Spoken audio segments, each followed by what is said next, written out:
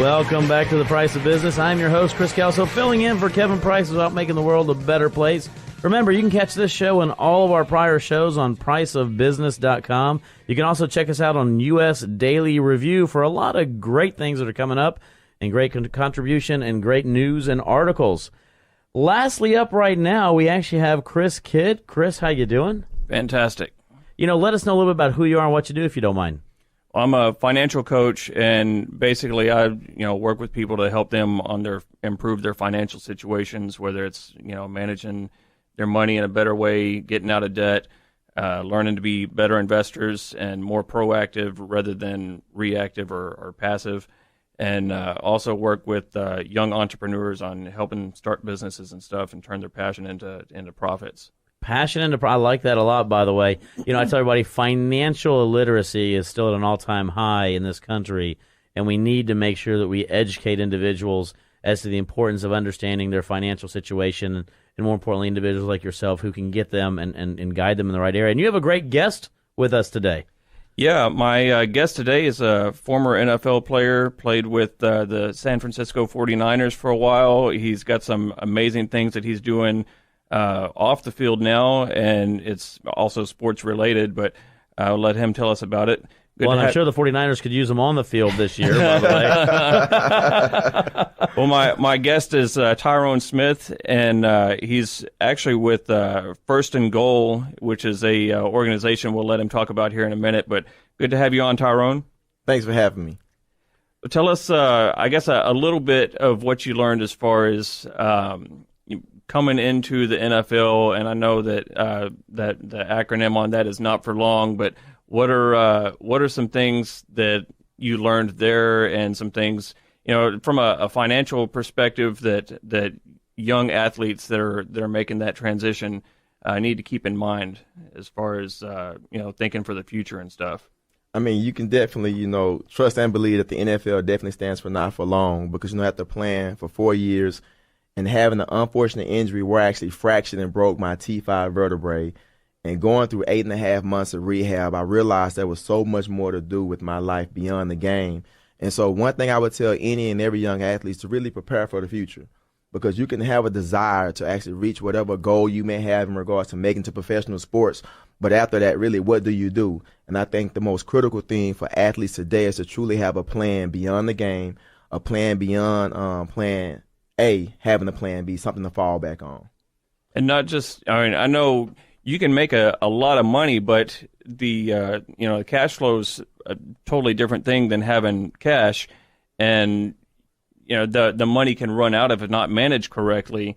And a lot of times, if you get accustomed to making $500,000, a couple million a year, and then all of a sudden that paycheck is gone, and it can be like almost overnight. Like you said, you got to prepare so that you can do something to replace that later on. And you're speaking about that. I guess one of the things that's very, you mentioned that financial planning, not for long NFL, you had a successful career, you're there, all of a sudden you injure yourself. How do you prepare yourself after that? I mean, obviously you said that, you started thinking about preparing for life after the NFL, but I can imagine during that time frame, what sort of goes through your mind? How do you get through that process? And financially speaking, what's the impact? I mean, one of the things I realized and knew beyond the game, I wanted to create a program that would actually impact the lives of young people. And I want to use my influence outside of the game as well to make a difference in the world and the community that we actually live in.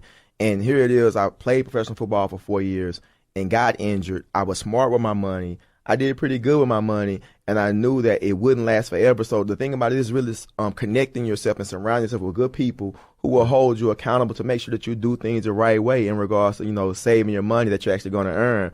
But yet in that as well, you got to be intentional to actually educate yourself also, because I was talking with Chris earlier, I actually lost some money because of bad investments, because I trusted so much in those people who were really supporting me and really giving them all the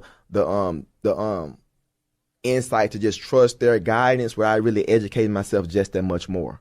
I was reading an article the other day. It was talking about the top 20 athletes that were the highest paid and now are absolutely broke. And it had nothing to do with it. It was NFL and NBA and, it was a little bit of everything right there. And it's pretty amazing, as you mentioned, a lot of them contributed to the fact that, number one, they trusted their insiders, for lack of a better word, didn't really go to professionals, and sort of let that happen. And all of a sudden, those $100 million contracts are worth nothing after, a 10-year period of playing, a professional sport. And so you're right. I think it's important, Chris is an individual, for example, it's important to go with somebody in which knows the market and can plan for your future. Right. I mean, I think that is so key, because there's nothing wrong with actually educating yourself, because guys get to the point where they make this money, they're uncomfortable, but at the same time, you got to get outside your comfort zone to have a greater understanding about, the sacrifice that you actually make with your body, just as well with the wealth that you receive also. Yeah. Well, to transition, let's talk about what you're doing with the team First and Goal. And I know that you're also associated with the FCA, Fellowship of Christian Athletes, who actually helped set up this interview today. We had them on just a couple weeks ago. But tell us a little bit about First and Goal and what you're doing with the community here. After playing professional football for 4 years, 15 years ago, I started an organization called First and Goal, Inc. And the mission of First and Goal, Inc. is to provide the necessary tools, resources, and outlets for you to be effective members of society. So what we do through First and Goal, Inc., we go around the city, the state, and the country doing group mentoring programs for young people to talk to them about choices, decisions, self-awareness, setting goals, and conflict resolution. Wow. And there's never an age that's too young to start, is there? Never too young. Yeah. Never too young to start, to really challenge you to actually redirect their mindset and trust and know and believe they're all created to be leaders. Right. And the reason why I say that is we live in Texas. I mean, have you ever seen Texas football? Have you gone out to like a little league Texas football? Oh, yeah. Parents are psycho, by the way. I'm just saying that, and I will say that I've been to somebody, I'm like, he's 5 years old. Who cares if he missed the tackle, right? Right. But I think it's also important because it educates a lot of times the player. But I think sometimes the families need to have that education as well, because a lot of times they're taking this whole thing on, and the whole family gets involved in growing and through this process. So we are in Texas, and I think as you mentioned, never too young to start learning that in an early stage. So. What are some of the biggest challenges that you face as far as with the mentorship and stuff? And because I know these kids absolutely, like you said, they need mentorship. There's a lot certainly in the inner cities and everywhere really that have there's a fatherless epidemic in America. It's seems to be better in some areas, but still, there's so many kids that they grow up, their parents are either absent from things that they're involved in or totally absent, period. What kind of things do y'all see as far as what you're doing with the mentorship there? And then also, what are some specific areas that y'all get into? With society lacking and young people lacking and having a mom that's not there or a dad that's not there, what I try to do is really challenge the students to really, rethink through what it is they can actually do as individuals. I let them know, number one, as an individual, my mom didn't finish middle school. My dad didn't finish high school. I'm the youngest of 3 boys. My oldest brother is 50 years old. He was just released from prison for the 3rd time. But I realized, despite the fact people told me I couldn't do anything, people told me I couldn't accomplish anything, people told me my head was too big when I was younger, I was driven to succeed because I had to realize it was about me loving myself first and foremost. I'm coming before you today as a 1-year starter on varsity in high school, and I received over 50 D1 offers. But one thing that all colleges appreciated about me is that when they came to visit Tyrone Smith as 1-year starter, they saw that his academics were sound. So I was able to go to any one of the 51 plus universities that actually were offering me a Division I scholarship. Went to Baylor University, graduated from Baylor University with my bachelor's degree in sociology and social work. So I let you know, yes, you may not come from the best household, the best situation, or the best community, but at the same time, if you love yourself enough and know that you have to will yourself to make sacrifices, you can overcome just as long as you believe. Right, absolutely. And let me tell you, Bears got a great program this year. Oh, yes, sir. Yes, sir. They've had one for a long time. Let me Bears. Yeah. And let me tell you, the Bears, it's been a very interesting college football year this year, by the way. And Baylor was right there for the longest time. The fourth quarterback. We went through 3 quarterbacks, man. Can you believe that? Yes. Unbelievable. I know. We can sit here and talk sports forever, but I do know we have more of a business show to run. But yeah, I absolutely agree.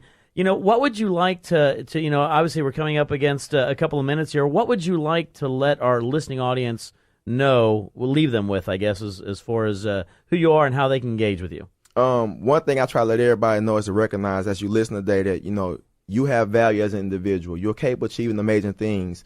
But the biggest thing is, are you willing to challenge yourself daily despite the odds or the things that you deal with and go through as an individual? People can connect with me. My website is teamfirstandgoal.org. I can be reached also through tyronesmith24.com. I'm actually doing the work on a greater capacity as well with the Church Without Walls, while I oversee the youth ministry as well as the Fellowship of Christian Athletes. And I thank my man Eric Anderson for really making those things happen to allow me to use my influence to make an impact in the world that we live in. That is awesome. It's always really, really, really good to be giving back. Let me tell you, you're a great individual. You got some great things going on, and to be able to give back to the community is absolutely important. Chris, how can we reach you if you don't mind? You can reach me at chriskidd.com. That's 2 Ds, but even if you misspell it, it'll still probably find me. And follow me on Twitter, Facebook, all of that. My Twitter handle's at Chris_Kidd. I do also want to mention that Tyrone has a book that will be coming out as well. What's that called? Outside the Huddle, Steps to Developing a Game Plan for Life. And that'll be later this year? Yeah, or? Spring 2016 is the book release, yes. 2016, I like that. Outside the Huddle. Well, I could sit here and talk forever, not only football, but the game of life, and more importantly, the game of finance. But we're coming up against this show. I appreciate both of you being on it today. Thank you. For all those tuned in, you are tuned in to The Price of Business. Again, it is not showing. It's just transferring over to the web. You can catch us out at priceofbusiness.com. Until next time, we are out.